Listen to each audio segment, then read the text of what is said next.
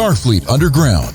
Every week, we'll take a look at the latest Star Trek news and then check out a current or classic episode of Star Trek. Burnham and Joanna, oh wow, Owosekun hit the Karma Barge for an action-packed adventure that gets them all in against Tarka and Booker with some space poker. Also, Hugh yells at a dot, and I swear that guy with the blinking eyes just turned into a Tribble.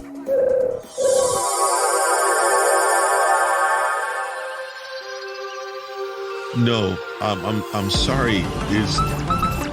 No. So first off, I told you not to be in that room, Dot, and you went in there anyway. Now you're trying to convince me that while you were in there when you weren't supposed to, one of the guests we had turned into a Tribble and rolled down the corridor? Yeah, right. I don't. Really? So you're saying that one of our Tribbles is an actual changeling? It's the trials and tribulations of a Tribble. But, and then why the hell were you in that room? They're I told you. all changelings. No, and I told you stay out of Patrick's things. So why were you in his room anyway? I was there. I saw you in his room, and I told you to leave and to put back that thing you found. But obviously, you went back, also you wouldn't have saw the Tribble change into something. What? The Tribble that changed into a person, or from a person to a Tribble, was in Patrick's room also? All right, I'll have to talk to him. All right, yes, I see the lights on. Once again, you made me talk before our broadcast officially starts. Just go. Don't bribe me with coffee. Oh, okay. Thank you, everybody. Oh, fuck, there's the coffee. Oops, I said fuck before I warned everybody you're not supposed to listen. Okay, well, fuck that. You kids aren't supposed to listen. If you heard the F word, you can giggle and walk out the room. But other than that, you're not allowed to listen to it because we have no kids. This broadcast is not for children. It's better if you listen to it after the age of 18 and even longer if you want to save your mental clarity and whatnot, because we're a sick crew. So this is not your Papa's Star Trek podcast. All right. This show is being brought to you by, wait, I didn't even do the regular stuff. God dog it. Yeah, okay, I will take the coffee, smartass. Okay, first off, we're here with a full crew complement. My name is Captain Adams. I'm here with my most excellent crew and all of the fleet, in my opinion. I have our wonderfully wickedly intelligent science officer. Aw, thank you, Captain. Hi, I'm Heather Ferris. I'm the science officer. And why aren't those dots cleaning my bedroom? Because my bedroom's been a mess for weeks and they don't step foot or roll into my room at all. Well, they're afraid they might catch something. Oh, come here. I'm going to smack you. They also said that that's because your room is such a mess that they don't want to tackle it. Even the dots have limits.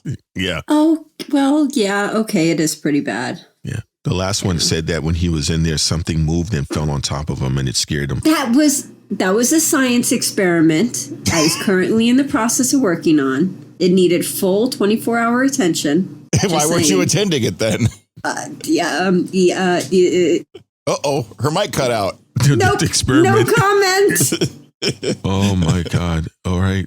Okay. And then I don't know even how to handle that today.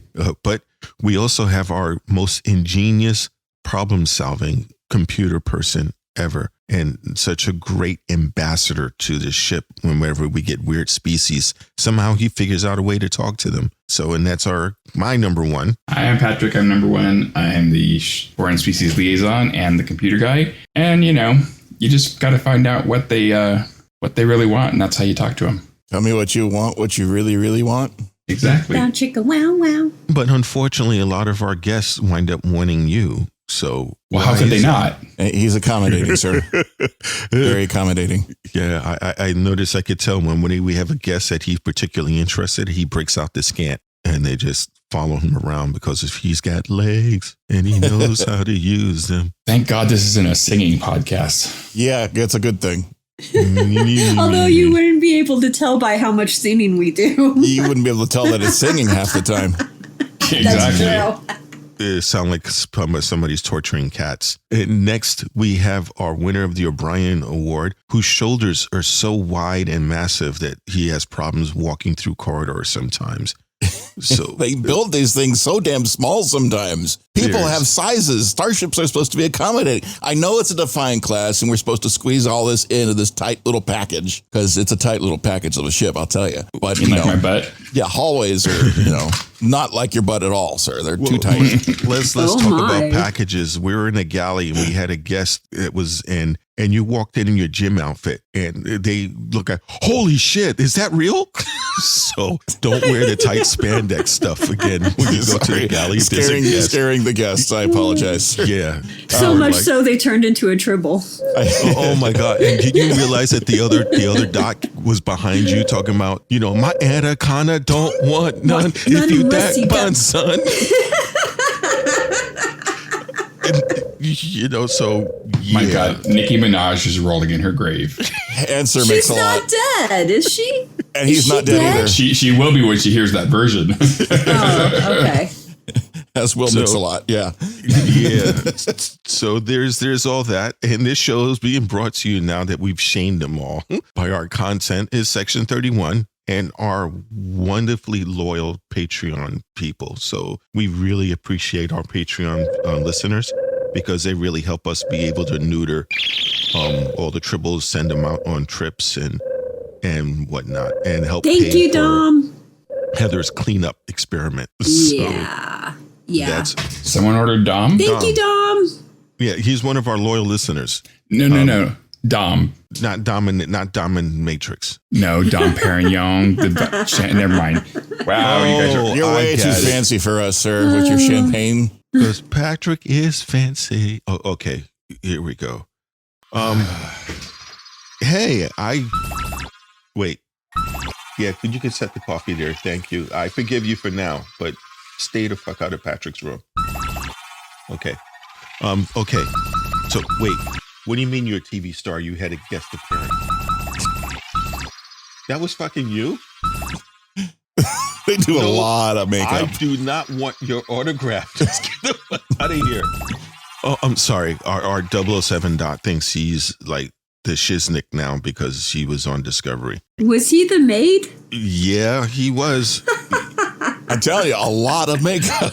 Yeah, it really. Even on a CG robot. Come on. I was like, wow. So he's happy. He said, he's just upset because they didn't allow him to have a speaking part. But, okay, that's our crew right now. The next important thing is we had any corrections from last week. Let me check subspace here. And nope, it looks like we were 100% flawless. We should tell people if they think they need to correct us on something, send an email. Yeah. It's probably a good idea to mention that. Yeah. What's our email again? So if you guys have any corrections, you know where to email us. I believe it's thecollective@starfleetunderground.com. And you're correct. All one word.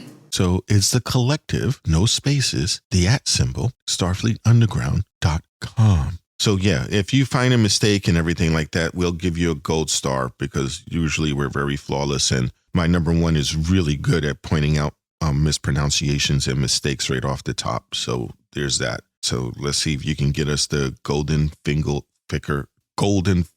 bucket. What? I just butchered You get that. the golden dildo? What are you talking about? Golden fickle. Well, he's got the golden dildo. I thought he was talking about fingering, the golden finger. Really? You're really good with your finger. It's golden. Oh, yeah, that's true. And I've got the golden finger. I've got the golden finger.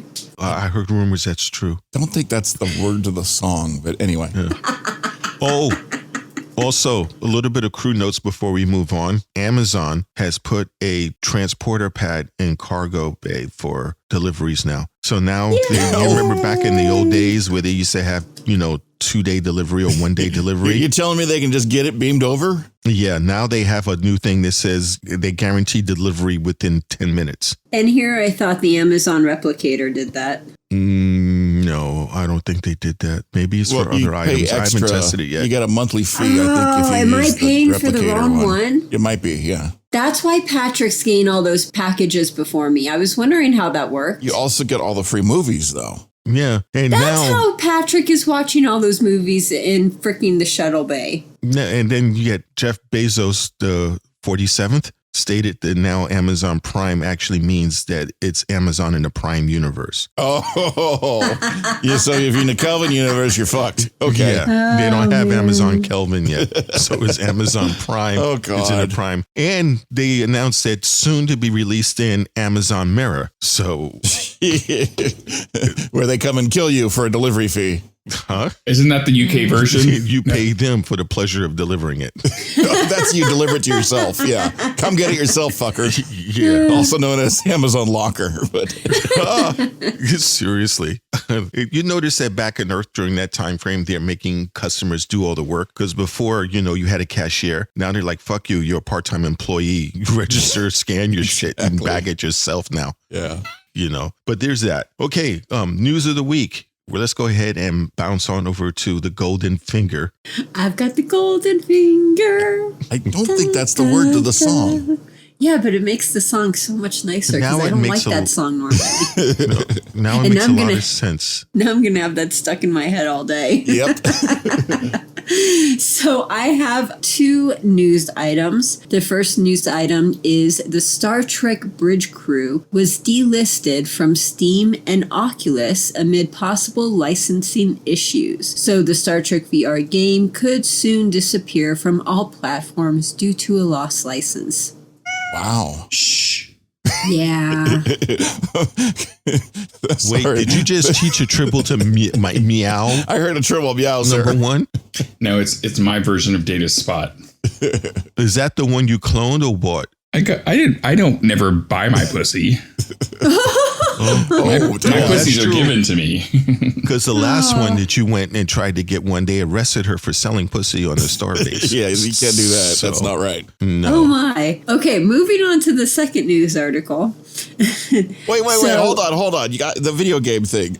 Yeah. This is Oculus game or game you play with your Oculus. So you've got to do the VR thing, right? Yeah, it's a VR. This has been around for actually a couple years. I haven't gotten a chance to play it myself, but I've seen videos where people play it. It looks incredibly cool. And for a Trekkie, probably an awesome experience considering the whole, when you put the VR thing on, that's actually pretty nifty considering the technology today. Yeah, but unfortunately, the license renews. It's not like a one-time license, so they have to renew it. So they didn't, it was a perpetual license. They cut it and said, hey, we want more money to hold this. And they said, fuck you. And everybody fucked off. And only people who wants to play doesn't win. Something happened. They basically, they lost the license, but the game is still available on some stores and platforms, like the Ubisoft store. You could still find it. So expect for it to disappear soon is basically what the article's saying. Just be careful if you end up buying a hacked version of it, because you don't want to be playing the version where the Klingons jump on the ship and destroy you when you're not looking. Don't buy the Mirror Universe version.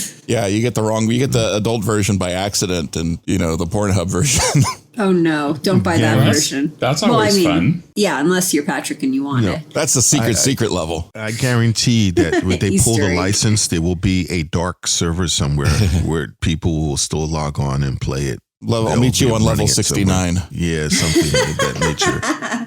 Oh, man. And they'll disguise it like a Beatles number 9 level and, number 9. Oh, yeah. Someone will hack and put it out. It's not going to disappear, right? I mean, someone's going to put it and make it available. Probably. And if it's possible for any of our listeners that don't know what that game is about, the Bridge Crew simulation is really awesome. When you go in, you get a position like helmsman, weapons, like missionary or doggy style. Yeah, that's in the ready room. Yeah, with the VR goggles, you put it on, and apparently you're sitting exactly in that position. So if you're at the helm, you're at the helm. You got the control helm. If you're in the engineering section, you get to do the engineering stuff. And if you're in the captain's position, you get to do the orgy after the mission. And everybody has to do their job, and if they're good at doing their job, then you win the mission. If not, then you have to do it doggy. Yeah, you get a chance to be on cleanup duty if you fail after the orgy. Duty. So our next news item is a few episodes back. Time Amuck from Prodigy, the Hageman brothers, they basically had no choice but to cut out how long Rock was stuck in the time loop because Nickelodeon and Paramount wouldn't let them say because they thought it was too disturbing for a children's show. So they let that out. And I personally... Have they let out how long or... No, they won't say. They have it under contract that they are not allowed to say how long it was. Oh, they can't actually tell anyone. They can't actually say. That's funny. Like, yeah, Paramount and Nickelodeon's like, you will not say this. This is disturbing. We'll find out eventually. It has to be 15 or 20 years. That's so stupid. So that was the reason why they never said it? That was the reason why they never said how long he was in the loop? Which part is so stupid, though? It's stupid that they can't say how long it was. Oh, yeah. Yeah. Well, I mean, I can see both point of views, though. I mean, I think it'd be kind of interesting to find out what actual number they had. But more importantly, it would be a little traumatizing for our warped little children's minds to see this and find out how long Rok-Tahk was stuck in that loop. She had to be there long enough to learn how to do that trigonomic computer sci-fi stuff. Oh, my God. Rock went through elementary school, middle school, high school, and some college. It had to have been 15 to 20 years. She learned it really, really well. So you imagine she had to be in there long enough to learn it, not like half-assed and get C's. Like she excelled at that. But if you stop to think about it, if they wanted a nice cushion fall for people's fragile minds, time wasn't barely passing at all. It's just, it was a long day. She was stuck in a moment that she can move around and everything, where time went really fast. For her, time went really slow compared to everybody else. I mean, it wasn't a pleasant experience for her, that's for sure. No, it wasn't. And I give her a lot of credit because she has a mind like a rock, pun intended. Yeah. Because most people would have been, if they were alone that time, they would have cracked. Yeah. That's what solitary confinement, people that go in solitary for years, they come out corked in the head. Well, some people are saying solitary confinement is a form of torture. It is. And so she was basically there being tortured. It's a wonder she didn't come out speaking gibberish and have mass hallucinations, but she didn't. And I think that's a tribute to her species because they have to be long-lived and used to solitary, just like in Galaxy Quest, where that rock only one it was quiet, Gortnak. So there's that. Okay. Number one. Okay. Well, so Star Trek Discovery the stars talk about representation backstories and coming out in the 32nd century. Out magazine featured collectible edition covers for each of them and filled out interviews with fun, creative photo shoots for Anthony Rapp and Wilson Cruz, the proud space dads. They talk about how he hopes that the show is inspiring more representation in Hollywood. And Wilson is talking about how the show is all people of color and queer people and women in lead roles, which is not the norm in Hollywood. Why not? I mean, it's 2022 now. Come on, guys. Yeah. Yeah, really.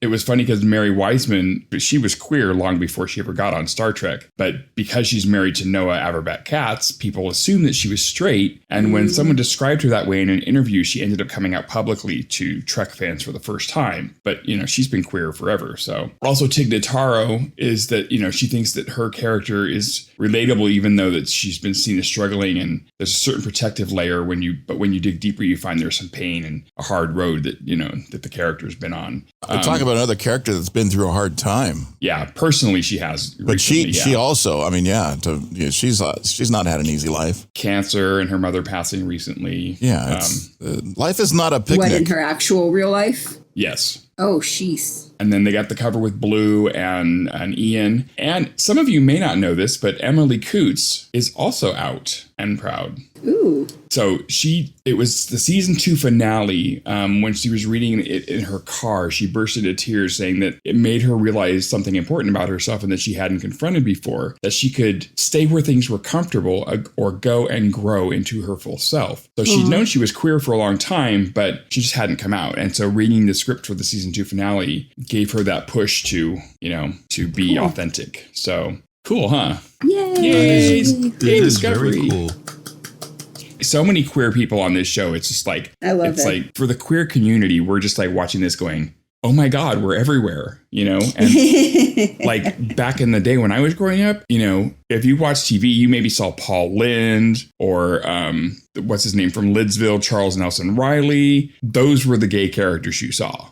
So it wasn't actual true representation of the LGBTQ community. It's nice to see it, and it's nice to see it not being exaggerated like it used to be. Yeah. Because before, if a character They're just was showing gay, they're showing real life relationships and what people go through. I mean, it's no different than anyone else. No, and it started when they all mounted a campaign against Will and Grace because of Jack. And it's like, oh, it's showing gay people, all this other stuff, And it's like that joke I heard, talking about gay people make me choke. Well, don't swallow so deep.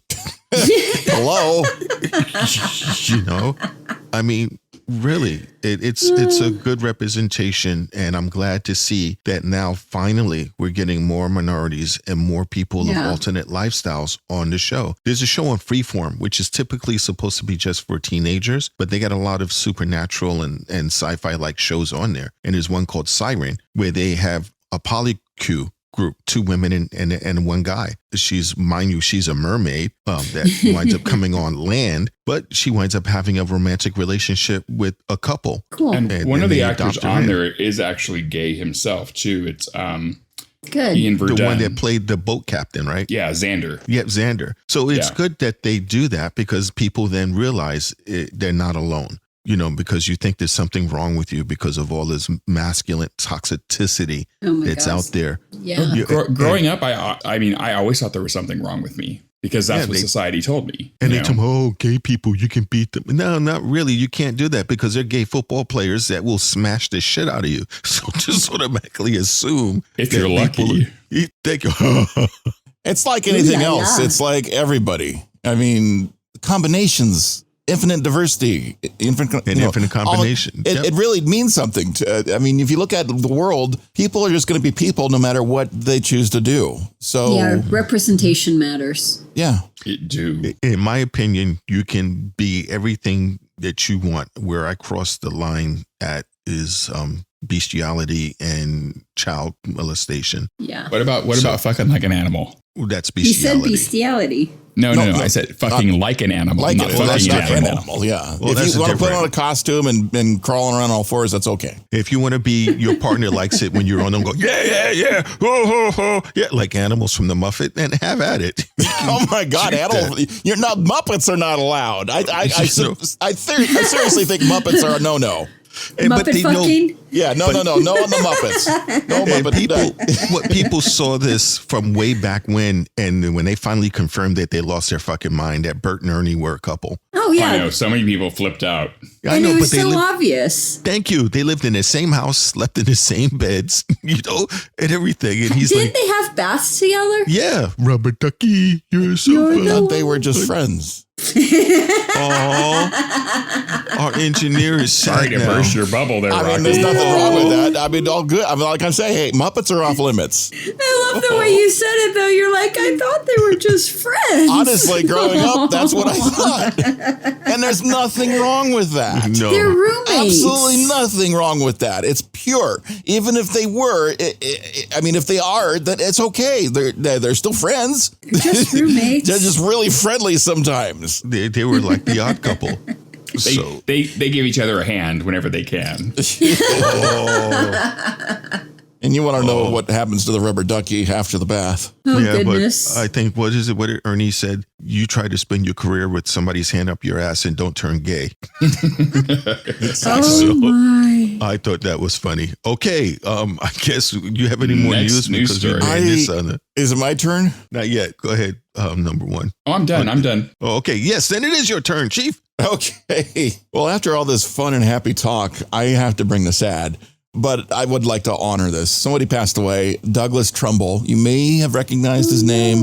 If you haven't, he was a legendary visual effects person, movie director, inventor. I mean, this guy was amazing. Talk about the special effects in some small films called 2001: A Space Odyssey, Blade Runner, Close Encounters of the Third Kind. You may have heard of these movies. He's also involved because of Star Trek. Star Trek: The Motion Picture was responsible for those effects. Other movies involved in directing and working on Andromeda Strain, Brainstorm, Silent Running. These are big sci-fi movies we've had throughout our history. He invented and was trying to work with show scan technology. That was an interesting way to improve the resolution of film and the time resolution, as in improving the frame rates and doing some amazing things with film production and projection and all that. A lot of his work actually went into the Back to the Future, the ride at Universal. Luxor Live was another one.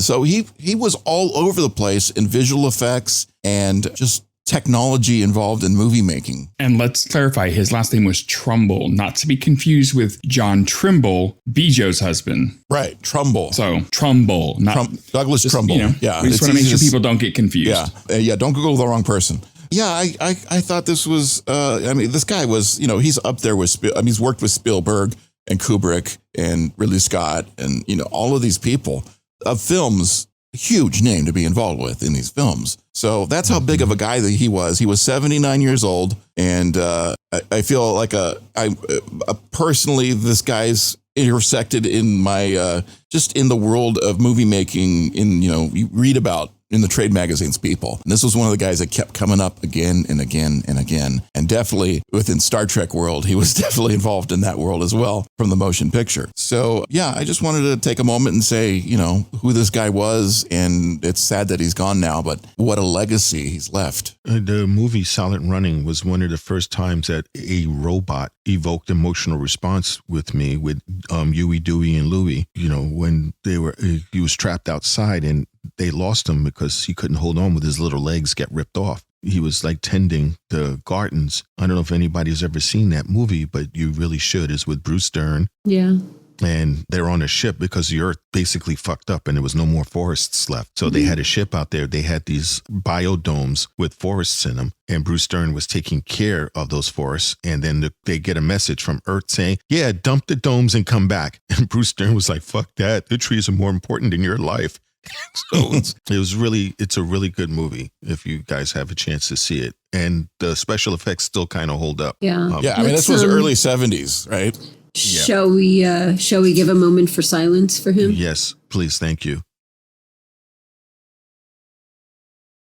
Okay. You have more news there, Rocky? That's about it. I was observing on Facebook, I believe StarTrek.com put out a post. I think they're looking for writers. If I read that post correctly, I only breezed right past it. But if you're into writing for Star Trek, you want to really, really, really do it, I think they're looking for submissions. Where would someone go to find that? I would look at StarTrek.com because that's where it came from. Okay. The mothership, essentially. Okay. Yeah. Oh, that will segue kind of really good for my news section.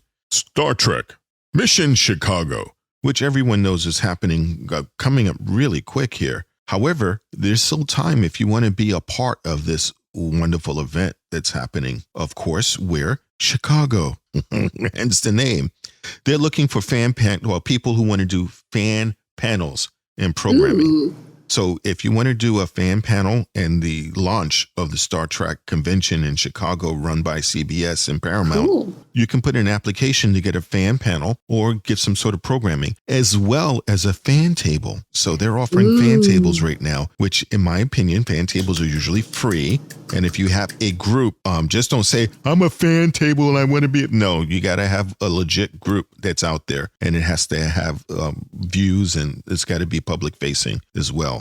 Or you want to be a part of the crew, you can apply to be a paid member of the Mission Chicago team, which means you'll be able to escort people, be security, tell people don't eat that, don't eat that. Put that down. Stop eating that. Yeah. That's something I hear all the time at the convention. Stop eating that. Yeah, stop. Don't do that. Usually that's what I tell Pip all the time. Pip's my dog for anyone who doesn't know. Pip, stop eating that. No, put it down. Bad dog. Yeah. So no, you can go ahead and Right apply. now. Wait, am I?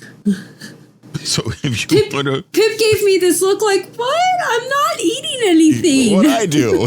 She's like, Mama's lost her mind.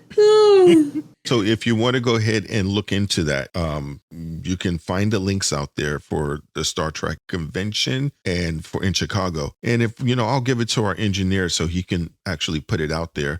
Yeah. You can go to Daily Star Trek News too to find information about it. Well, there you go. Thank you, number one. So that's my news article right now. And so this is the point that everybody's waiting for, because the last episode before this one was like, oh my God, what the hell is going to happen?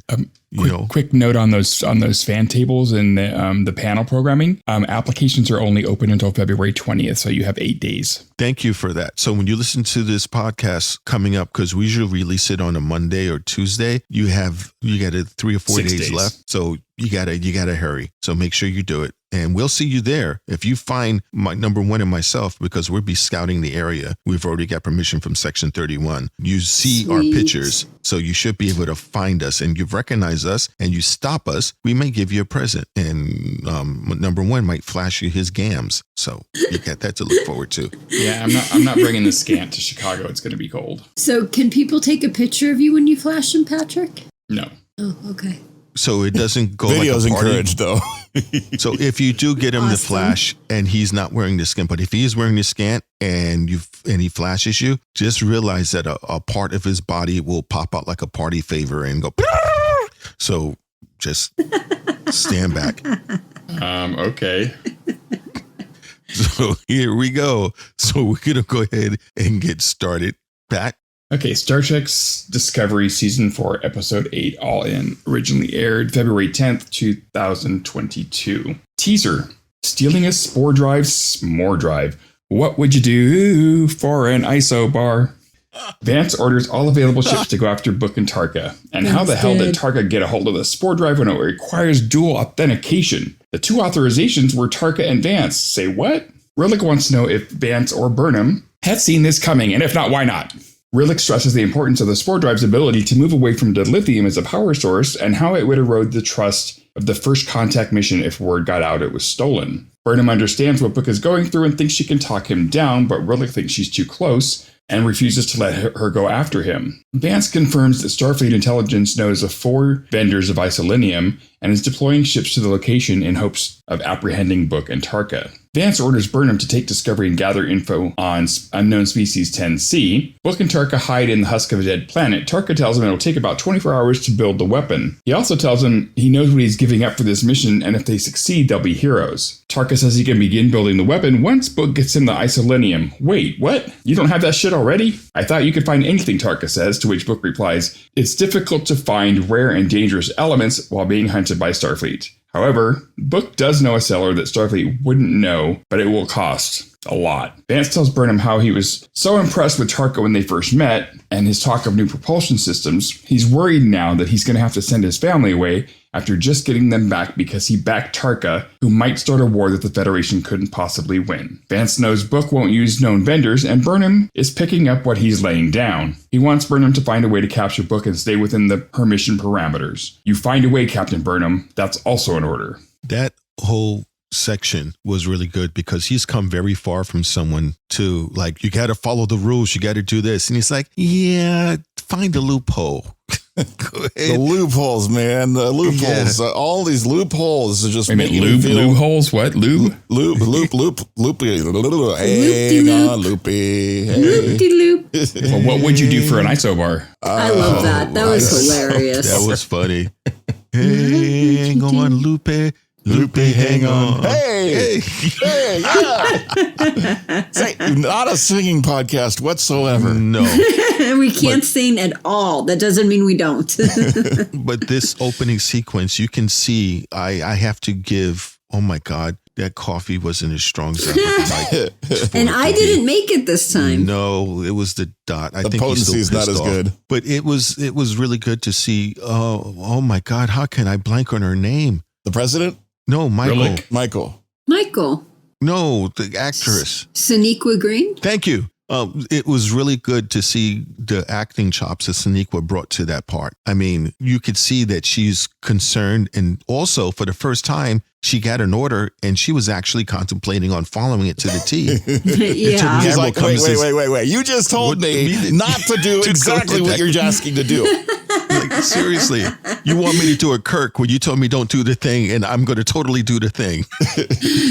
Well, they're like, well, we thought you were going to do the thing, but now you're following orders. What's up? We just want to make sure that you not do the thing when you do the thing, okay? Do the thing. So that was pretty wild. And he's come so long because he's like, no, you got to follow orders no matter what, because this is Starfleet. Fuck it. Just go. Just do it. Just do it. Just fuck it. Do it. And of course, who learns the loophole? You know, it's from the president herself that the loophole's coming from. I thought that was prime in this episode. I just like, you know what? I've seen the way you lead. Now you want me to do something on behalf? I know your tricks, and I'm going to use them now. Yeah, that was pretty wild. I really, really got a kick out of that. I also got a kick out right at the beginning of this episode, the fly-in ship with the ship shot. That was beautiful. Yeah, all of the ships. Gorgeous effects shot going on there. There are big high fives to the ship people in the effects block of the room. Did you guys notice that one of the ships was USS Nog? And then when they were talking about the ships, they actually said the Eisenberg Class, which refers to Aaron Eisenberg, who played Nog. Oh, I missed that. In Deep Space Nine. I loved that. I mean, Vance is like, hey, I don't care who you said an Eisenberg Class. I don't care. We got to find the prototype. Somebody stole it. And then he's like, I mean, because he's like super, I've never seen Vance this pissed off before. Yeah. And then he's talking to his other guy and he's like, the only way it could have been gone is with dual authorization. That's the only way you steal this prototype. And Tarka had one authorization, and guess who else had the other authorization? It was you. It was you. Somebody stole his password and he's like, oh.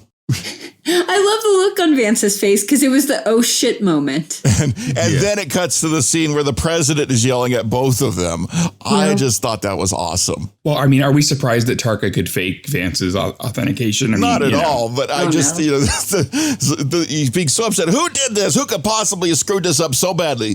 It was your password, sir. You did. He's like, motherfucker, I knew I shouldn't have trusted that scaly bastard. Mm-hmm. You know? Now, did you guys know that this episode is the 50th episode of Star Trek Discovery? Whoa. No. Wow. Yep. What? 50th episode. I feel so old. Again, your golden finger just probes out all kinds of good information. I've got a golden finger. I'm going to have to watch Charlie and the Chocolate Factory after this now. Yeah, you are, or RuPaul's Drag Race. Because I could watch that too. The way the queens get saved from elimination is if they open their chocolate bar and it has a golden ticket. They get a gold. Oh, that's awesome. Cool. That is, well, I have to check out that show at one point. That sounds great. So he doesn't do this, like Patrick, you stay, Jordan, sashay away. So he doesn't do that anymore. Well, no, whoever gets told to sashay away, then they get told that their fate is in the hands of the drag gods. And if they open their chocolate bar and it has the gold ticket in it, they get to stay. Otherwise, they get a chocolate bar. I'm all in for the chocolate bar. Because if they have to go away, they can eat the chocolate, which releases serotonin in the brain and makes them feel a little bit better. You didn't win, but you have a chocolate bar. Like, oh, okay, cool. Yeah. Okay. So what would you do for a chocolate bar? Okay. Don't be stealing my lines. Is that how you pick up people? Oh, we're okay. Sorry, that was probably a little uncalled for. Yeah, but that was funny. But what I think was also really cool is the look of his credulous on Book's face when he's like, wait, you don't have this shit? It's like, okay, we're going to go to the club and we're going to see the party tonight. I was like, all right, cool, let's go. Yeah, and I'm driving. You're driving? Okay, fine, I'll drive. Yeah, it's no big deal. Oh, by the way, you brought the money, right? What money? How much money? You mean I'm supposed to pay for this shit? What the fuck are you talking about? I mean, I can, but I was not expecting that. That's exactly like situation right there. You didn't tell me that the only way to get into this club was to get a champagne booth. That's expensive. You get in. It's a great seat, though. It's expensive. And there is no sex in the champagne room. Yeah, it's just really expensive. But there is champagne in the champagne room. And if you want to have sex, you could do the High Mile Club, which now allows you to have sex on an airplane above Las Vegas. I shit you not. That's actually a thing. Who the That's fuck a is going real to be cleanup? Thing. That's a dirty airplane. The pilot. Oh my God. Okay, I'm going on a rant. You just hose it off, right? The pilot is right behind this little dinky little curtain. And they're like, oh, the pilot will give you guys privacy. Just the curtain? It's just a stinky little curtain. I mean, how big is a plane? Because if it's not a regular... very big. I mean, some of them, you can at least get it on in the back of the plane. The pilot won't know. It's like that pilot is listening to everything. The bed is right behind the pilot. Jets are pretty noisy. I mean, they have to get on a PA system to talk to you. So, I mean, bed was directly behind the pilot. So not even 3-4 feet away. How do you know where the bed is on the airplane? You've been on this airplane. I saw the commercial. There's a commercial. So that's what there's a commercial. I'm going to give you the link to the commercial and you put it up. You put it into the show notes. Purposes, I will look at the commercial. This way everybody could see the commercial. So in other words, when the plane goes up and somebody goes down the curtain, he turns around and he puts it on autopilot. And while you're getting busy and like the both of you are resting between strokes, and all of a sudden you hear from behind the curtain, was that you? No. Is that the pilot whacking it? Who's flying the plane? He's playing with his joystick. What's horrible is this flight's 45 minutes. So what are you going to do with the other 43 minutes once you've come? You got to go through security, right? So it takes all I have to say is that the tongue is the strongest muscle in the body. Lots of foreplay. Lots of foreplay. There we go. You can look out the window, right? It's not there's pretty places to look out the window. Now, if you notice that my number one here is extremely quiet, so it means he's probably taken the flight already. No, I would never have sex on a plane. But you've had the pilot license, right? I've had a pilot. Okay, that's close enough. So let's go ahead and next section. So he made it down your runway. Okay, go ahead and continue. Act 1. Karma Barges. Wait, Dr. Stephen Strange? Oh no, that's Karmatage. 2 birds with 1 stone. Emerald Chain Dimwits, Casinos, and Galactic Barriers. Wait, is that some sort of space condom? In the Spore Drive lab, Saru and Stamets tell Michael that the data beyond the Galactic Barrier is limited, and yet there's a significant gravitational presence, but they need a visual confirmation to confirm the data. Zora says the Stilf are a warp-capable species who are just inside the barrier, but they've only had contact with Orions. Rather than go to the Orions, Michael says she knows a broker on Parathia who can get her the star charts of that area. Michael takes Owosekun with her to check the surveys. Saru asks if Ridlick and Vance know she's going to this broker who has ties to Book's courier days. She tells him that Vance pretty much ordered her to kill 2 birds with 1 stone. Saru thinks if anyone can convince Book to come back, it's Michael. Book arrives on Parathia and takes Tarka to Haz Marazzo's Karma Barge. Haz will know who has Isolynium if he doesn't. We now know where the Emerald Chain Dimwits go to die. Book tells Tarka to let him do the talking as he and Haz didn't have a good ending. Haz appears and Book asks about the Isolynium. Tarka says it must be pure and not cut with samimonium, as it usually is. Haz takes the Latin and Book offers and says that there's still an old score to settle. I told Urchel to stop running transworms. It was dangerous. And it wasn't dangerous until you stole his shipment, Haz replies, costing me my best client. He signals the guards to throw out Book and Tarka, but when Book offers to help Haz find the card counters and other cheats in the casino, he lets them stay. Book proposes they help figure out who they are, that Haz can keep the Latinum and just give them the Isolynium instead. Deal. Michael and Owo arrive at the barge. Michael explains it's a dead zone, so no weapons or tech are allowed. Owo wants to know why Michael brought her because Michael can read the charts herself. Michael explains she talked to Saru and knows how Owo felt about wanting to do something but couldn't. They enter the casino in uniform and are greeted by Haz, who calls Michael Right Hook. Are you here as friend or Starfleet? Both, Michael says. We need Isolynium and stellar survey charts from the Stilf. Haz can get those, but there's also another bidder for the Isolynium. Owo thinks it's Book, and Michael confirms that she had a hunch it would be. Tarka and Book are scanning the room for cheats. Book notices one with a rhythmic eye blink, and he thinks that that's how they were communicating with each other. Michael sees Book and pulls him aside to talk. She tells him if he does this, he burns the bridges that he's built, but if he pulls out, he can earn some goodwill with the Federation. Book says he can't. He needs to stop the DMA from killing more people. It was, first off, when I saw that part, my first thought, they should have hired my science officer because she can spot a cheat a mile away. They wouldn't have had to done that. She would have known that eye thing right off the bat. So he's not terribly bright. So that was one thing. Well, I was just thinking, totally not gambling related. So Book's the kind of guy that doesn't pull out? It doesn't.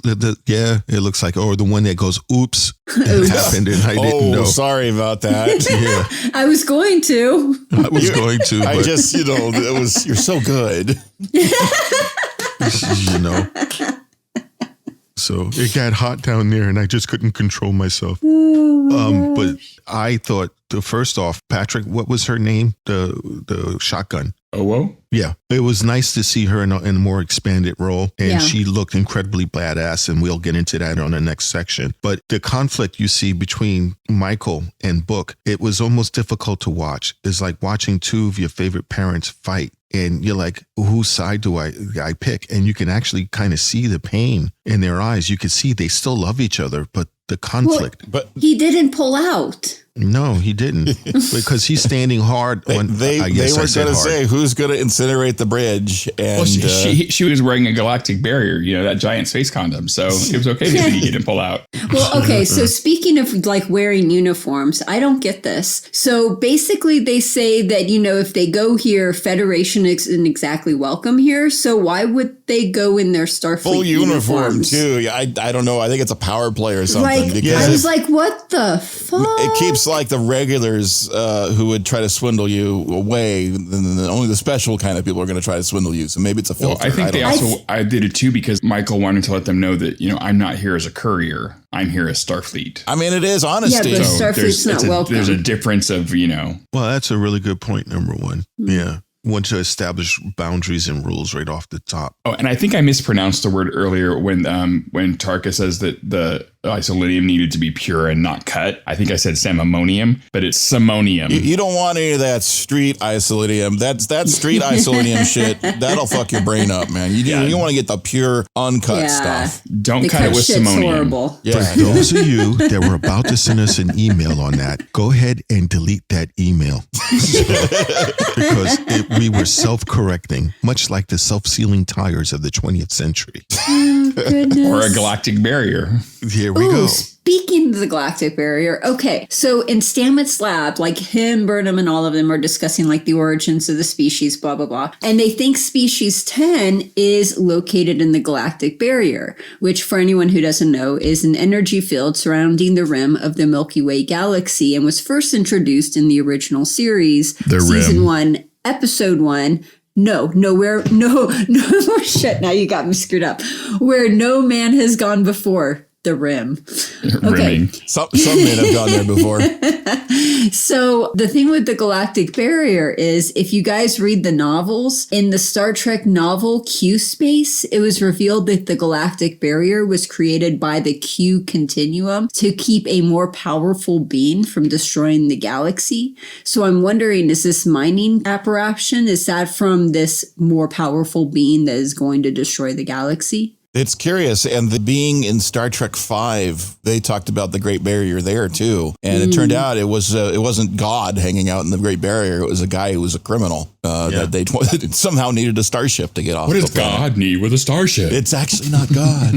God, criminal. Like, it's about the same. You have a starship? Oh, wow. That's so cool. Can I get on it? Yeah, bring this ship closer. Yeah. Let me check it out, man. Let's go for a ride in your starship. Jim, you don't ask the Almighty for his ID. There's some great lines in that movie. I mean, people talk about Star Trek V a lot, but that's one of my favorite characters is in that movie. Cybok. Which character? Cybok. Oh, cool. That was the first cosplay that I made the costume myself. Oh, cool. And he walked around and grabbed people by the crotch all day long, says, "Let me feel your pain." He did what? And I made it to the finals of the cosplay contest at Star Trek Las Vegas. Do you have a picture? Yeah. We've seen that picture. We've put it up before. Oh, it's okay. So if you are one of our Patreon people, we have this picture up. It's not a fake one. It's a real one. Yeah, he's in a robe. Oh, that one. Okay, I know which one you're talking about. Wait, you saying that we have fake pictures on Patreon? No, don't say that. Sir, why would you ever think something like that? I don't know what you're talking about. Would have fake pictures? No idea. I never would have said that. My sensibilities. They're only fake on Parathia. My sensibilities is offended. They might be slightly enhanced. Just but slightly. certainly not fake. No, if anything, the size is reduced. A couple bars of Latin and we'll get to the real thing. Yeah. But it was definitely, this first act was really kind of good. Well, they threw a lot at you too. I mean, you're checking out this new casino place, which looks familiar if they tells you about it in the after show with the Ready Room. I had no idea the set was this. They actually recycled the Starbase set from earlier in the season. Yeah, they've used it before. I was like mind blown when I heard that. Yeah, they just threw on some paint, threw in some casino chips, and called it done. Yeah, and they stole the technology for Wakanda add a little to hide it. Yeah, add a little techno music in there and hide it in front of a space dragon. Threw in a wrestling ring. Yeah. So with lights. So it's hard to see the people fight. But that's next section. So anybody else got anything on this section before we let Patrick loose on this second? Nope, next section. They have these wonderfully written lines that they've given Haas. Haas says stuff that doesn't make any sense at all, but you know what he's saying because it's saying something. Something about a Brussels fly and I'll scoot some green bread. There was a line he was saying to Book, basically saying, if you screw me, I'll take the money. I'll keep the money or whatever. But he said it with a completely different, like, what the hell's Brussels fly and green bread? What the hell's he talking about? And he's got lines like this throughout the whole episode. Like moldy bread? Yeah, something like, I don't know what the hell. Yeah. Maybe it's for the transworms. Don't know. You can always tell when there's a transworm because you hear soda. And then his worm starts glowing. Oh my. Okay, Patrick, you can go. Act 2. We're going to go smell some flowers and look at some star charts while Owo kicks some alien ass. Haas tells Michael that he has the surveys, but it's going to take a little time. Michael wants to know how much latinum it will take to take the ISO out of play, 3 times as much as you currently have. Owo sees the fighting ring and has a crazy little idea. Back on Disco, Stamets walks in on Hugh cleaning furiously. You know we have bots for that, right? Hugh thinks he's failed Book and that's why he took off. Hugh thinks he's responsible for everyone's emotional and physical well-being. You know that's an unreasonable expectation to bear. Paul admits he has anxiety too, though not the same as Hugh's, but maybe they could be terrified together and take a stroll through the Venabalia bloom on Salada Major on the holodeck. Back on the barge, Owo is in the ring. She loses the first 2 bouts to Kerr, but wins the last. As they collect their winnings, Kerr and his manager attempt to take a cut, thinking that they've been hustled. Kerr pulls a knife, Book jumps in, Michael lands a right hook. Book spots the Changeling, and he and Michael attempt to corner it. It becomes a Tribble and rolls away, becoming another humanoid. Tarka catches it in a force field. Haas teleports in, wondering, what's up? I've got the latinum. We found the cheat. Well, damn. Looks like we got a draw. First off, to see Owo get into the ring, that was really cool. She was determined that she was going to kick ass. And then she did just like Men in Black. She went for the Balchinian and just hit him right in the nuts. And usually that's a down cut for anybody. That's a badass. Yeah. He is I mean, this was some awesome action sequencing in the whole friggin' series, as far as I'm concerned. She got lifted and spun around and then tossed to the mat. I mean, like, she looked like an Olympic ice skater, except they weren't skating and she was getting her ass kicked. Yeah. And then she brings out the down and dirty. Yeah. And oh boy, that hurt. She was impressive. She was really impressive. I love the sound effects they put in because, you know, she hit the low and that one hurt. And then she hit him high and it sounded like a slap. So after he got nailed in the balls, he got slapped in the face. That's just bad. That's why if you're going to be in the ring, if you're a guy, always wear a cup. Yeah. Yeah. Well, he just learned an important lesson. As soon as he can dig him out his abdomen, he'll probably wear a cup from after that. Because he's going to go to Amazon.com and get that Prime shipping. Well, first he has to be able to walk. Give him a couple days to walk again. And then again, you get people who don't like losing, and he's going to pull a knife. You cheated. Yeah. It's like, no, she just beat his ass. Yeah, that's not fair. And the referee said that, you know, whoever wins by whatever means, that's how you win. Hello. Thank you. Yeah, it was fair and square. Of the whole thing, this entire thing, that was fair and square. I mean, maybe, was she laying back for 2 rounds? I don't know. I'm not a fight expert. No, but I don't think she did because she I don't think she did either. No, she kept begging Michael one more time. She was determined. Yeah, she was trying to fight fair. Dude, she was totally hustling them. And it was, they were totally hustling them. She purposely lost 2 fights so they could like get the odds up. But it was great entertainment, and what a way to raise funding, not just for her and for Captain Burnham, but also for Haas to get him some money because he's making money on this too. Yeah. So that's the whole point. Everybody wins unless you fucking lost. I mean, the only thing we didn't hear at the end of the 3rd round is all the people that went, fuck, I lost. Because that's what happened, right? That would have been Haas, fuck, I lost. Yeah, no, yes, you did. Yeah, that was an incredibly, really good action sequence. And to see Book and Michael still kind of working together. Yeah. They still got the couple energy going on. Yeah, they had those looks. They looked too. They had lookovers. It was like, oh, they're looking. Like, I'll help you. Hey, I need some assistance. She's like, you got it. Even though it screwed both of them, really, because then they had the draw. Yeah, and he's like, win, lose, or draw. Yeah. Oh, wait, that's a game show. Sorry. The part where they brought out the woman who brought out the Windings. She's like, congratulations. Oh, I loved her. If you want a bag, there's more. Totally loved her. that was so funny. Oh my God, that was so something? perfect. Does that happen all the time in a casino? That was so perfect. Like, she did that so perfectly. Because as a casino, like, employee, you're like, okay, I'm here. We're doing the job. Yay, you won. Here's your money. You know. Could care less. I have like a break in 10 minutes I need to go to. I got shit to do. It's going to take me at least 6 minutes to get there.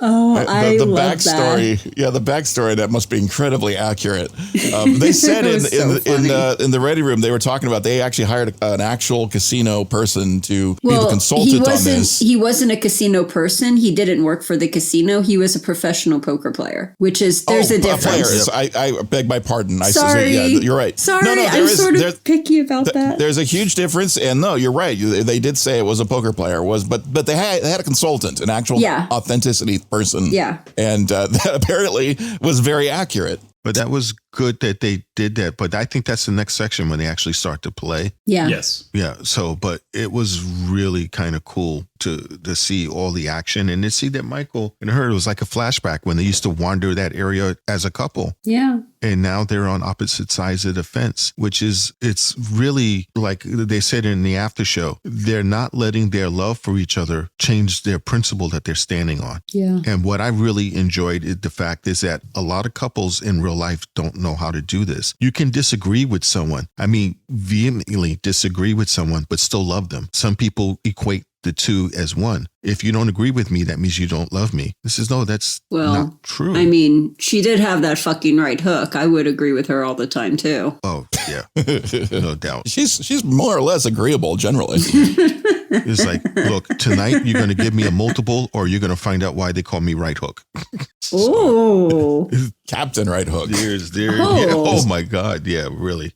You can't pull rank on that one. Hey, number one. Did you have a favorite part of this section? Well, I liked Owo kicking butt. It was great. Yeah. It was cool. And another thing, I mean, I keep talking about the after show, but the producer mentioned somebody was at the Vegas Star Trek convention, and they asked the question, "What would you like to do?" And I think Owo said, "Kick ass" or something to that effect. And she pulled out her notepad and wrote it down, and that's how this episode came together. Isn't I love that so fantastic? One of the Star Trek convention people caused this to happen. That's beautiful. It's I think amazing. that's a wonderful thing. My only other question, aside from we haven't talked about the Tribble thing yet, but before we get to the Tribble thing, calm down, Tribbles. It's okay. We're going to get to the Tribble thing.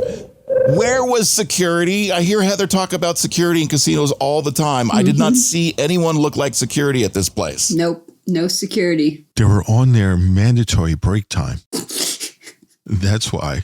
Oh, it was a shift change. Yes. Is that what? Yeah. They just happened to be playing and hustling all this time, and they were at the clock out machine. They had to clock in and clock out, so that's why nobody was on the floor. Right. And they were trading stories on what happened on their shift. Yeah. It's like, oh my God, can you believe this guy shit in the chair at the poker table? Yeah. What? Get the fuck out of here. That's nothing.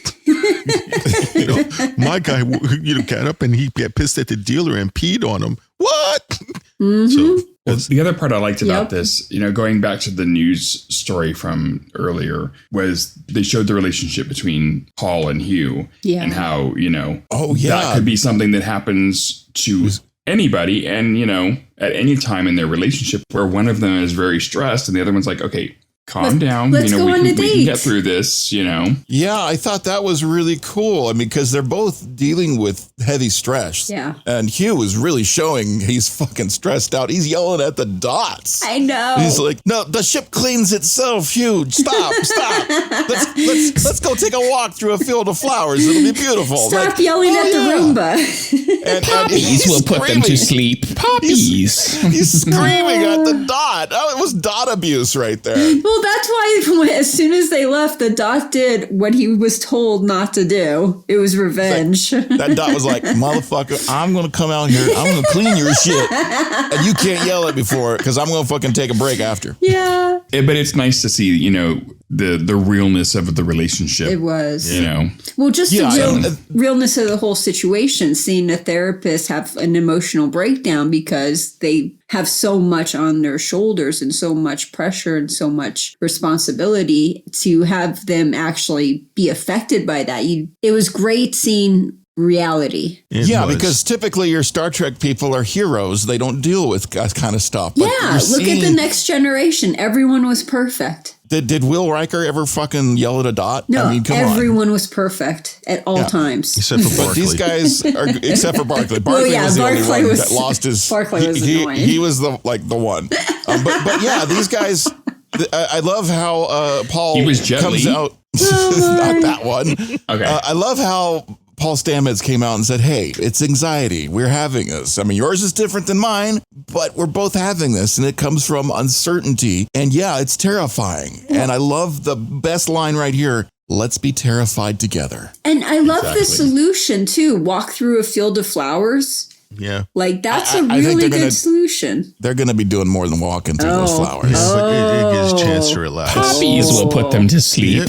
They won't be sleeping. They won't be sleeping. No, they're getting it on in the flower bed. I mean, you have to release stress. No, and for those of you that have a Roomba and you come home early, pissed off at your work, and it's cleaning when you don't expect it, and you've kicked it across the room, you can identify why a dot coming out to clean when you just want to clean yourself because you're pissy. Yeah. Dude, that's my mind was blown. How come our dots don't clean our quarters? My quarters are messy as hell. Why can't the dots come in here and clean this? I think we covered that earlier, Heather. They don't want to catch something. I want them to come in here and clean. I don't want mine to touch a thing in this room. I'm sorry. I have things put places because that's where I was using it. Do not reorganize. Do not clean. Do not put away my stuff. I've got to do it. If you screw that up for me, you completely screw up my whole entire flow. No. So the dots are hands off in my room over here. No, and we know no one wants to screw up Rocky's flow. It could be a heavy day. No, Dot, you cannot quit if we make you clean Heather's room. You can't. You're not being paid. You're here on the ship. I don't care. Just, okay, 007 says if we force him to clean your room, he's going to quit. He can't quit. Well, damn. So it looks like you're going to have to, maybe you can get the EPH to do it. He's heard what happened to the other dots who've cleaned your room, Heather. It's a medical issue. Yeah, he already told me no. There was already a spat. Tune in next week where we find out whether or not the dot cleans Heather's quarters. Well, we know why he doesn't want to, because he's talked to the other dots who've cleaned Heather's quarters, and they've been seeing Dr. Culber for, forever. Stress. Apparently anxiety. Apparently one of the dots went to clean your room. This is what 007 told me, and they haven't heard from him since. Is that what that beeping is? He got lost in the Galactic Barrier. So he's probably buried underneath something and he can't get out. I was wondering what that noise was. Its power supply failed and it's stuck in the corner, buried under some science experiment. See a little dot skeleton. Oh. Its power supply went out. You couldn't hear it screaming. Oh, no wonder I hear something like, all this time, I thought it was like Patrick up above me. I was like, what's going on up there? Patrick and it was will in never my be up room the above a entire woman. time. My quarters aren't above you. Patrick will never be up above a woman. Not anymore, anyway. Nope. So let's get ready to go to the next section. I got the big question right here. Yeah. Tribble Changeling or Changeling Tribble? That awesome? He changed it to a fucking Tribble. Well, it's not awesome because now every time I look at a Tribble, I'm like, is that a Changeling?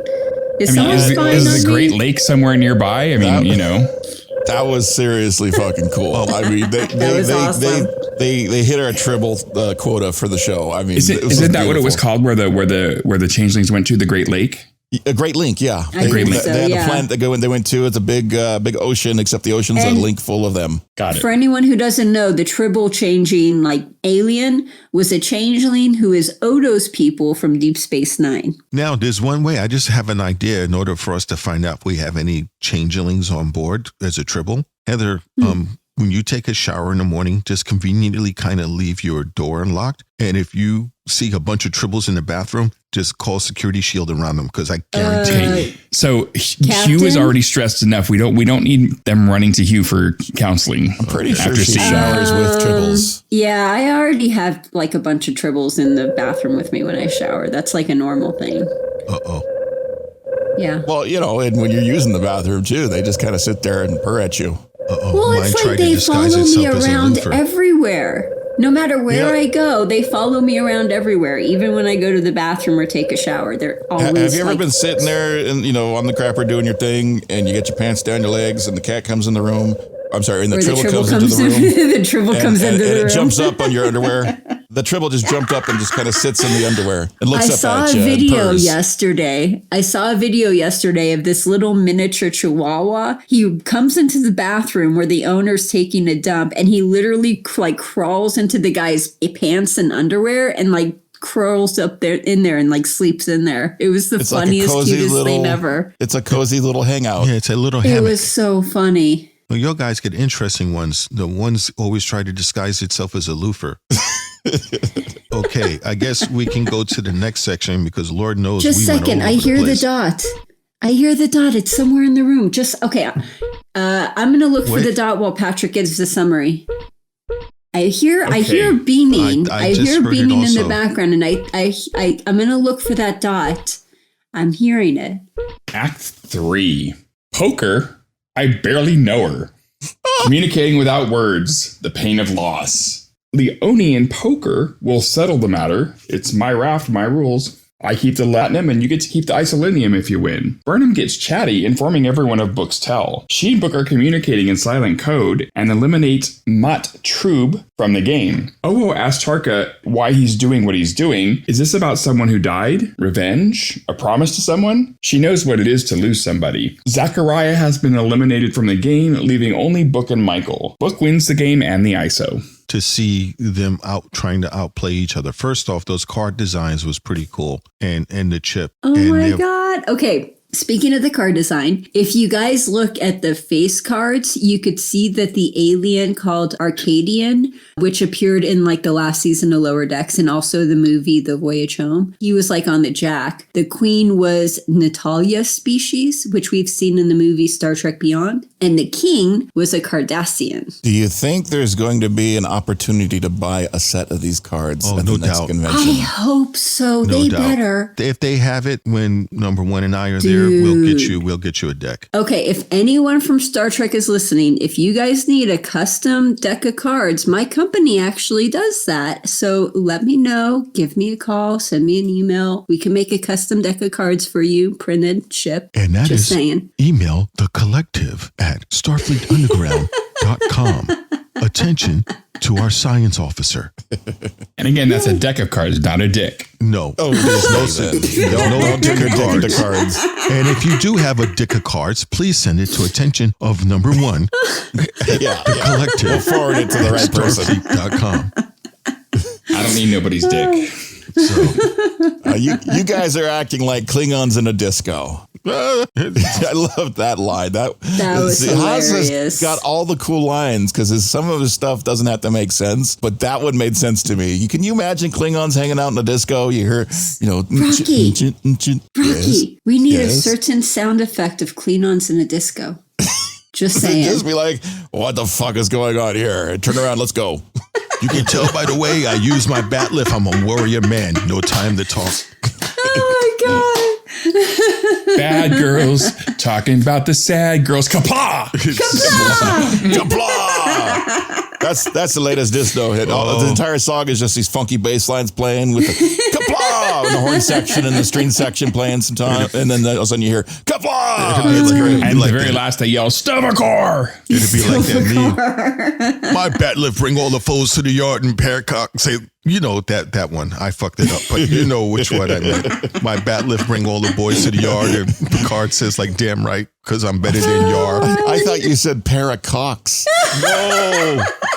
No, I'm like, that is Captain's a really Klingon, making it dirty. That is a Klingon. Yeah. But let's talk about the poker game and the big bet with all in. All in, baby. They went all in. Yeah. And Michael's like, dude, if you do this, you are burning those bridges. You cannot come back from this. There's just no way. Every bridge will be incinerated instantly. Even our bridge. I'm like, yeah, you know that bridge, motherfucker.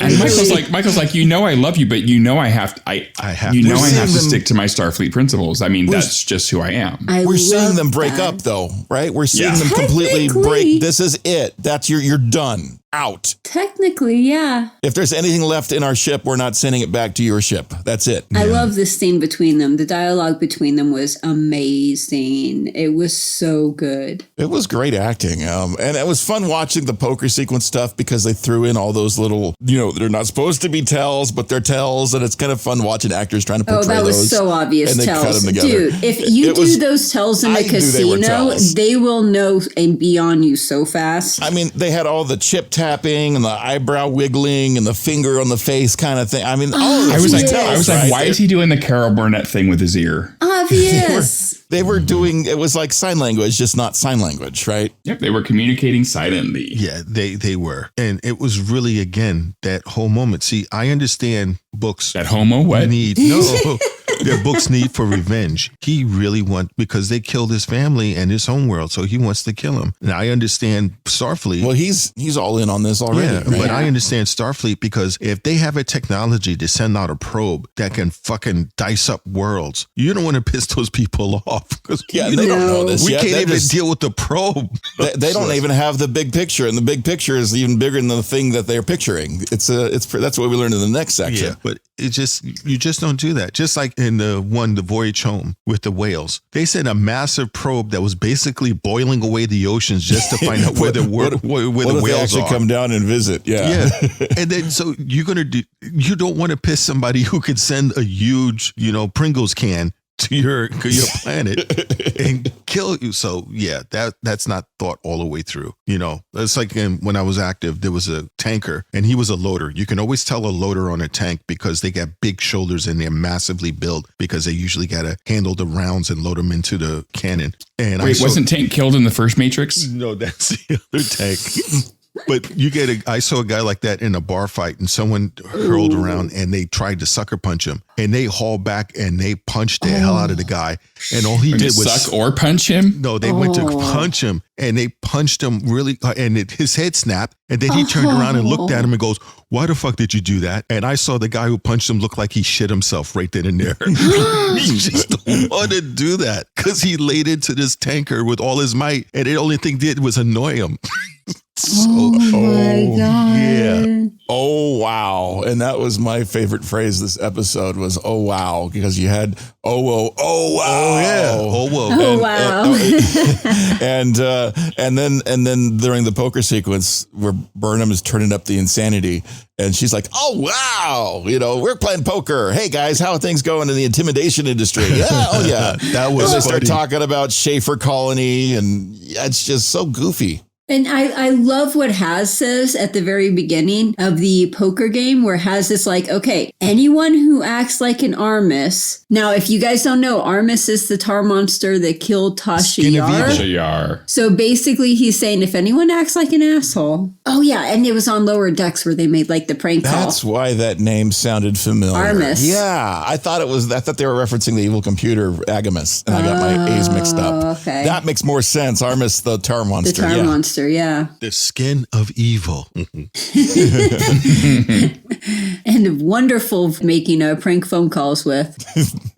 That was classic. That was so wonderful. We can get ready to go to the next thing because I do want my engineer to have some time off the weekend. Act so 4. Let's go to the next. Thank you, number 1. Act 4, Sacrifice, exploiting a loophole, hidden trackers, really big space blobs. Where is Steve McQueen when you need him? And WMDs. Back on the ship, Tarka acknowledges the sacrifice was always heavy, but as long as they end the DMA, Book is okay with it. Back at HQ, Rillick is annoyed, saying she understood that Burnham was gathering data for first contact and nothing else. Well, yeah, we went to get the stellar charts. Book just happened to be there. Rillick admires Burnham's ability to exploit a loophole, but why didn't you bring Book and Tarka back? Vance reminds her that they were operating outside of Federation territory and she had no authority. Rillick points out that Michael bet everything and lost. Michael says she knew that she would lose, and so she stuck a tracker on the Isolynium so that it could be detected multiple sectors away. She brings up a projection that shows exactly where the ISO is. They aren't moving. Vance realizes that they have one chance to catch them, so it's time to start planning. Saru chimes in that Paul has something that they have to show him that it cannot wait. Paul found something at the coordinates that shows species 10C have technology far beyond their wildest assumptions. Rillick says, well, it looks like a blob, how can you tell? Saru explains that natural astrophysical anomalies project black body radiation. This blob does not. The blob is 228 million kilometers in radius, enough to contain a host star and several orbiting bodies, yet no signals are coming from the object, none that they could detect anyway. It must act like a Faraday cage. Michael realizes that this would require an extraordinary amount of power and asks Zora to examine the previous locations of the DMA and look for any changes. The remaining elements should fall within specific parameters, but if something is missing,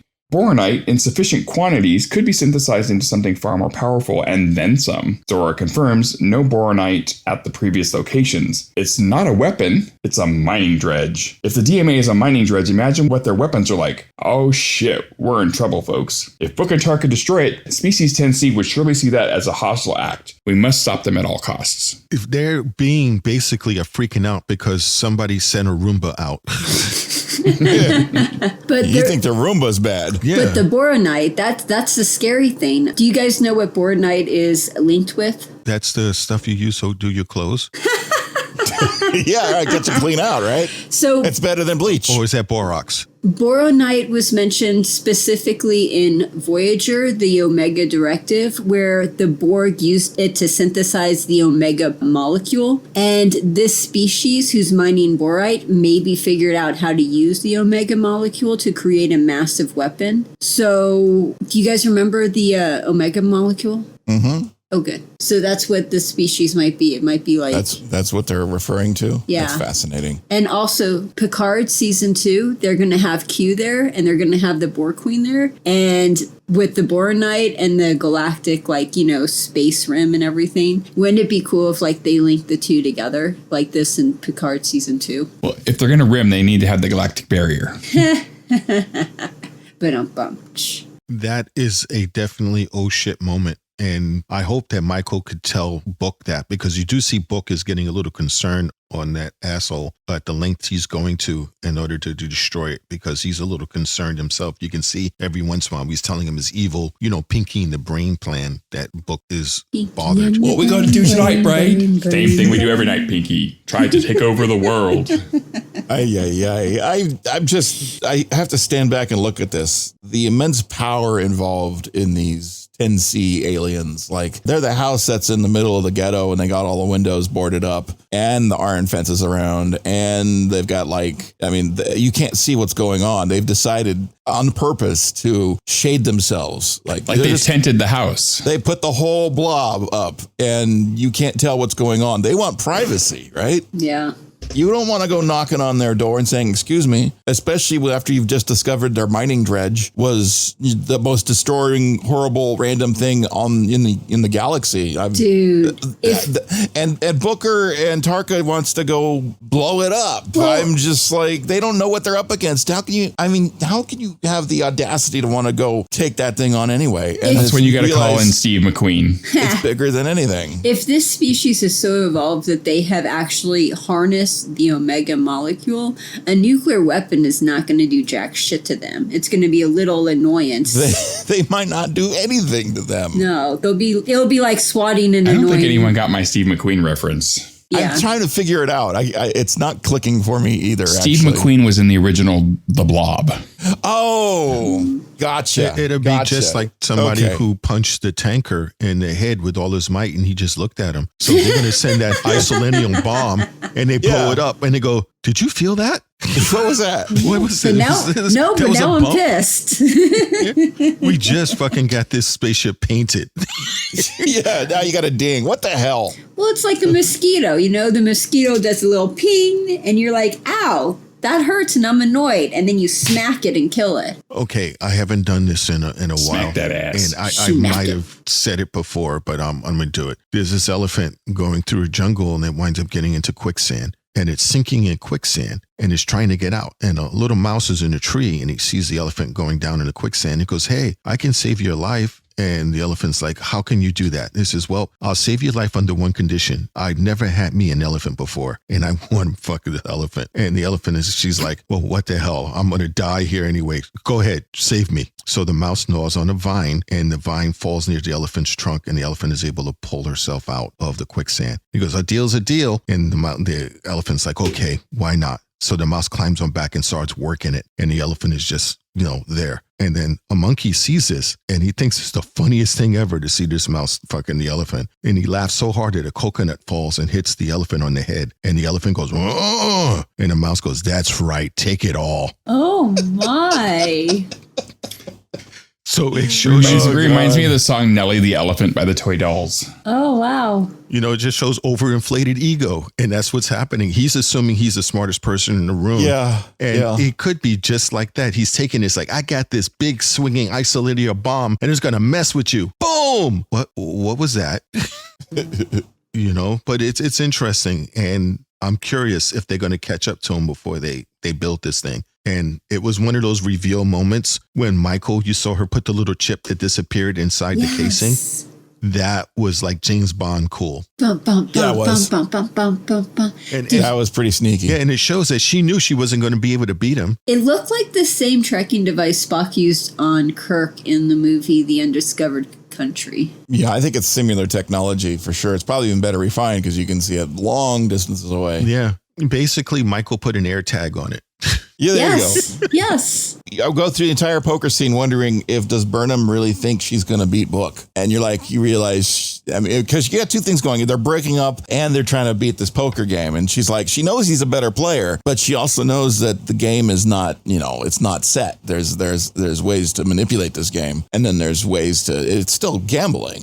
There's a total chance she could win. But at the point that she actually put the tracker on in the first place, it makes you realize she pretty much was sure she wasn't going to win. Yeah. And she was hedging her bets. I think a part of her was hedging her bets just in case she did lose. But she had a pretty good idea that she was this man almost the entire time she's been in the future. So What would have happened if she won? yeah. Then she wouldn't have needed the tracking device and she would have been She happy. would have walked away with the thing, and what would happen? Would And Tarka he would have attack? to go look for another source. Would he what would happen? I wonder if would that be something, The would that show trigger ends. something tremendously different? Like Mirror Universe, something else happened, right? I can only imagine what would have happened. It sets up a good thing, which I don't know if we're going to be able to tie it up in a bow because we have like 5 more episodes. So before we get to season 5.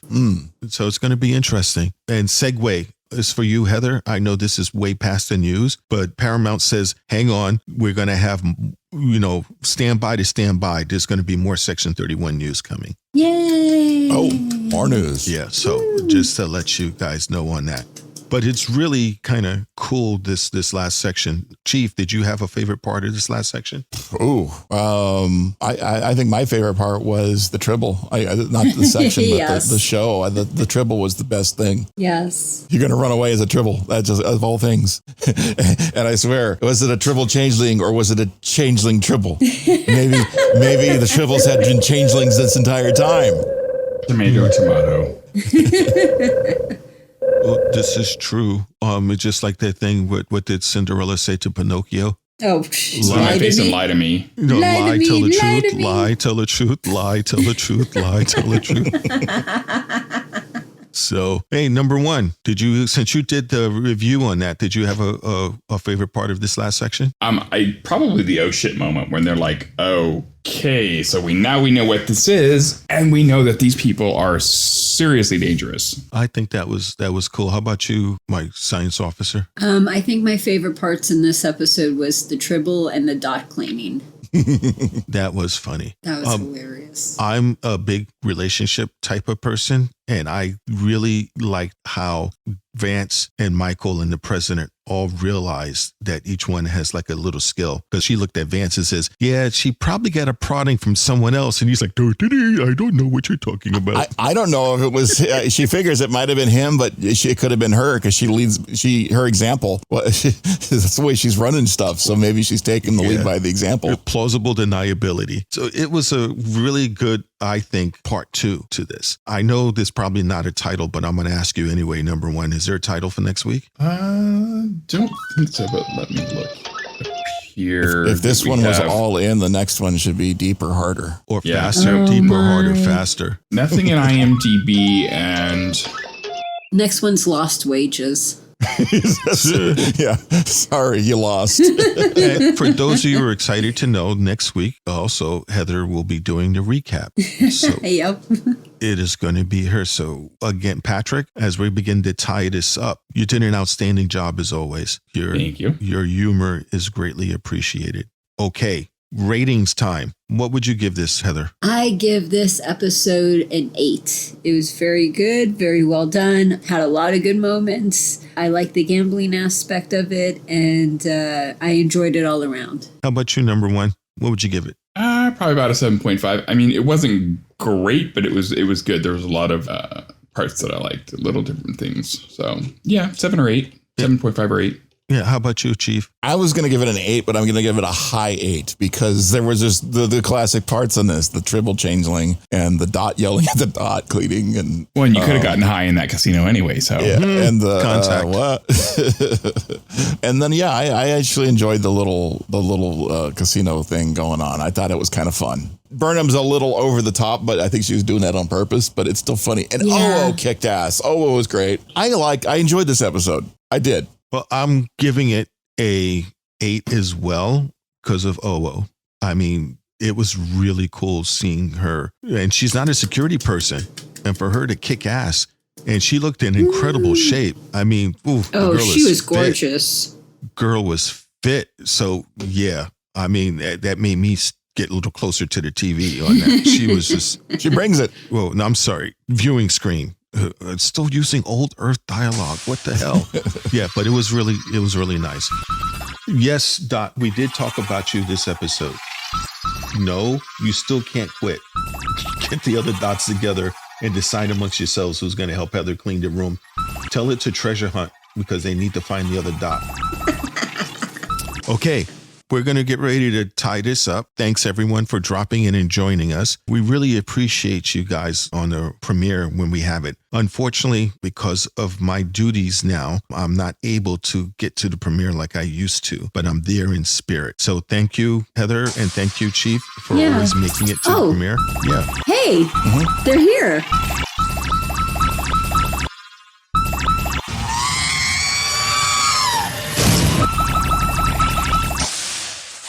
Oh, hey, they left. No, wait, hold on. Go back. I don't care if it is frightening. Go back. You're made out of fucking metal. You're not going to get crushed. So go ahead. Sorry. So thanks, everyone, for joining in on another exciting and wonderful episode of Starfleet Underground. We look forward to seeing you again next week. So stay tuned. Remember, you can catch us on all our social media. If you want to reach out to us by email, it is thecollective@starfleetunderground.com. That address again is thecollective@starfleetunderground.com. So we'll be seeing you again next week. It's going to be a little bit of a heat wave and a blizzard. So things are really kind of fucked up. We got to get a hold of Doctor Who to see if she can turn around and find out what's going on with our weather patterns for back in the 20th century. So have a good one. Remember, just don't have a great... Oh, stop. Rewind. By the time this podcast is coming out, it's going to be a VD on Earth. Not venereal disease, but Valentine's Day. So if you have a significant other, by the time you hear this podcast, you're almost too late to buy shit. So go You're ahead. screwed. Try to go ahead and do it. But you're not getting screwed. No, you're getting screwed without getting screwed. Good observation there, Chief. You may have to buy highway exit flowers. Just go ahead. Gas station flowers. Yeah, so there's that. So it's a little bit of warning, and pro advice, don't go out on Valentine's Day for dinner because they jack prices up. Go the day after if you can convince them. Valentine's Day? Did I say that? You said Valentine's. It doesn't matter. I did? We understood. Well, y'all speak, Nathan. Shut the fuck up. Okay. So have a great, please just don't have a great week, but make it so. Also, P.S. If you have chocolates, do not email them to Heather. We do not have a physical address for you to mail us shit. So just need to know that. And Patrick, he loves his chocolate. He always loves Snickers because he says they get veins. Oh my. Okay, that's it. We can go now. No, go back to fucking Heather's room. Take care. What do you mean the light's Go still back to on? fucking in Heather's room? What? No, go. Wait, I'm still broadcasting? Mother... And if you can, support the show by going to patreon.com/Starfleet Underground. Lots of perks to choose from, and you might even like some of them. Starfleet Underground, beaming into a podcast feed near you. Log on to our website at starfleetunderground.com and send your comments and questions to thecollective@starfleetunderground.com. Follow us on Twitter at StarfleetUnderG and on Facebook and Instagram, we're Starfleet Underground.